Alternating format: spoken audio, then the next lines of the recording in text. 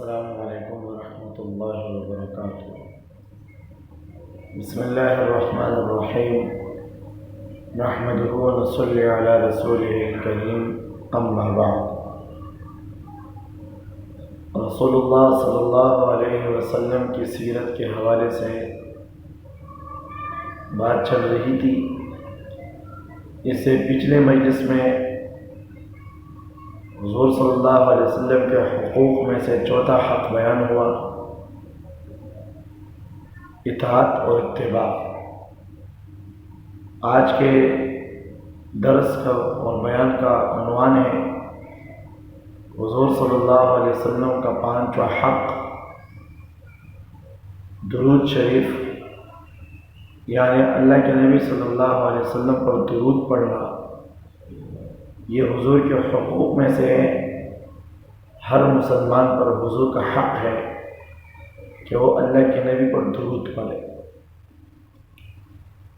درود شریف حضور صلی اللہ علیہ وسلم کا حق ہر مسلمان پر ایک حیثیت سے اگر انسان یہ دیکھے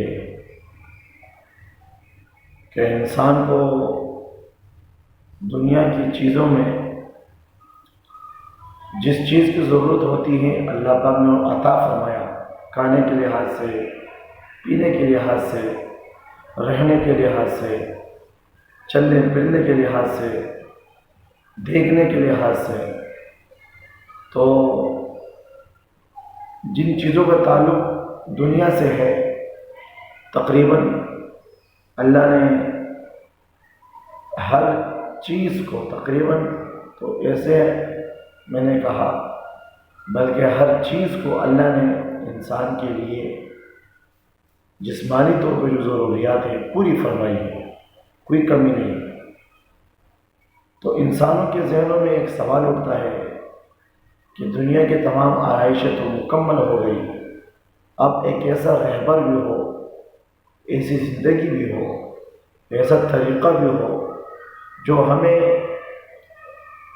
رہنے کا طریقہ بھی بتائے، اور جو موت کے بعد آنے والی زندگی ہے وہ ہمارے وہاں بھی ہمارا کام ہے، کیونکہ دنیا کی تمام چیزیں، دنیا کی تمام آرائشیں، دنیا کی تمام نعمتیں، اللہ نے خود اس کے بارے میں فرمایا وَمَا الْحَيَاةُ الدُّنْيَا إِلَّا مَتَاعُ الْغُرُورِ۔ دنیا کی ساری خزانے، ساری چیزیں، ساری زیب و زینت، اللہ فرماتا ہے یہ متاع ہے، متاع قلیل، متاع الغرور، یہ ایک مچھر کے پر کے برابر بھی نہیں ہے، اس کی کوئی حیثیت نہیں۔ تو آخرت کی زندگی کو بنانے کے لیے ایک رہبر اور ایک رہنما کی ضرورت تھی۔ اللہ نے نبیوں کی صورت میں، رسولوں کی صورت میں، پیغمبروں کی صورت میں اللہ نے ہمیں وہ عطا فرمایا۔ ہمارے آخرت کا مسئلہ بھی حل ہوا، دنیا کا بھی حل ہوا۔ اب ان کا حق بنتا ہے، ان کا حق بنتا ہے کہ ہم ان کے لیے دعا کریں۔ دعا کی صورت درود ہے۔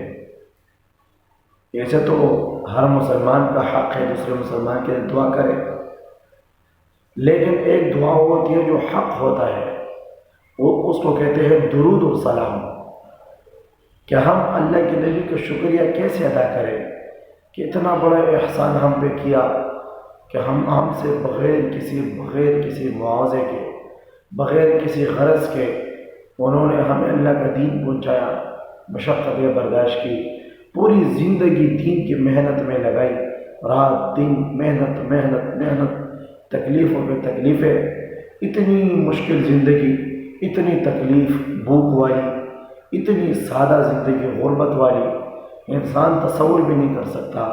وہ کس لیے؟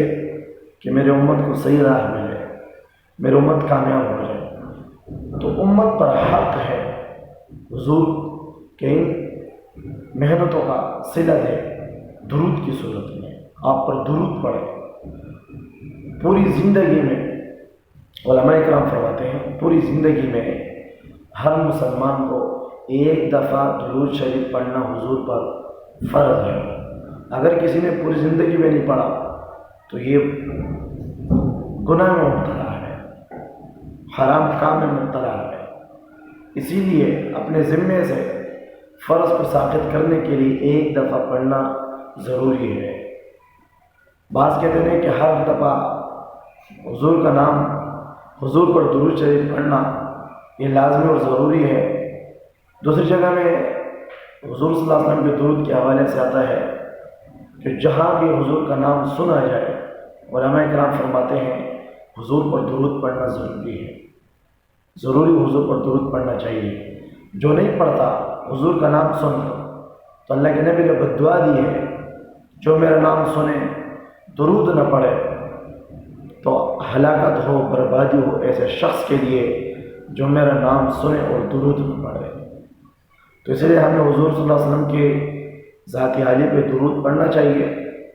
اللہ کے نبی کی ذات ہستی بہت بلند ہے، اونچی ہے۔ درود شریف قرآن کریم میں اللہ تعالیٰ ارشاد فرماتا ہے ان اللہ وملائکتہ یصلون علی النبی یا ایھا الذین آمنوا صلوا علیہ وسلموا تسلیما، یقیناً بے شک بلا شبہ اللہ کی ذات، خود اللہ کی ذات، پھر فرشتے، یہ اللہ اپنے حبیب پر درود بھیجتے ہیں۔ اے ایمان والو تم بھی اپنے حبیب پر، اللہ کے نبی پر درود پڑھا کرو۔ صلی اللہ علی النبی الامی الکریم وعلی آلہ واصحابہ اجمعین۔ درود شریف جب اللہ کی طرف ہم کہتے ہیں کہ اللہ نے درود پڑھا اپنے نبی پر، تو اس کا معنی ہے اللہ نے اپنے نبی پر رحمت نازل فرمائی۔